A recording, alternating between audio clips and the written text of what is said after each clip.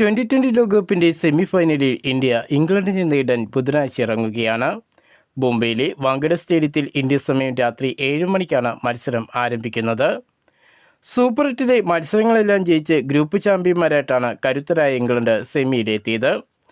അതേസമയം ഇന്ത്യ ഗ്രൂപ്പിലെ 2ാം സ്ഥാനക്കാരായിട്ടാണ് സെമിയിൽ കയറിക്കൂടിയത്. Super 8 India ദക്ഷിണാഫ്രിക്കയോട് തോറ്റിരുന്നു. എന്നാൽ നിർണായകമായ മത്സരത്തിൽ വെസ്റ്റ് ഇൻഡീസിനെതിരെ വിജയം നേടിയാണ് ഇന്ത്യ സെമിയിലെത്തിയത്. സഞ്ജു സാംസൺ ഇന്ത്യയുടെ ഓപ്പണറായി മടങ്ങിയെത്തിയതോടെ ഇന്ത്യൻ ടീം വലിയ ഉയർത്തെഴുന്നേൽപ്പാണ് നടത്തിയിരിക്കുന്നത്. വിൻഡീസിനെതിരെ സഞ്ജുവിൻ്റെ അപരാജിത ബാറ്റിംഗ് ഇന്നിംഗ്സായിരുന്നു ഇന്ത്യയെ സെമിയിൽ എത്തിച്ചത്. സെമി ഫൈനലിൽ ഇംഗ്ലണ്ട് ഇന്ത്യക്ക് കടുത്ത വെല്ലുവിളി ഉയർത്താൻ പോകുന്ന ടീം തന്നെയാണ്.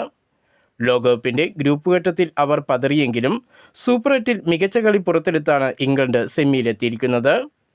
സീനിയർ താരമായ ജോസ് ബട്ട്ലറുടെയും ഫിൻസാൾട്ടിൻ്റെയും മങ്ങിയ ഫോമാണ് ബാറ്റിങ്ങിൽ ഇംഗ്ലണ്ടിന് നിരാശ നൽകുന്നത്. സെമിയിൽ ഈ താരങ്ങൾ ഫോമിലെത്തിയാൽ അത് ഇന്ത്യക്ക് ക്ഷീണമാകും.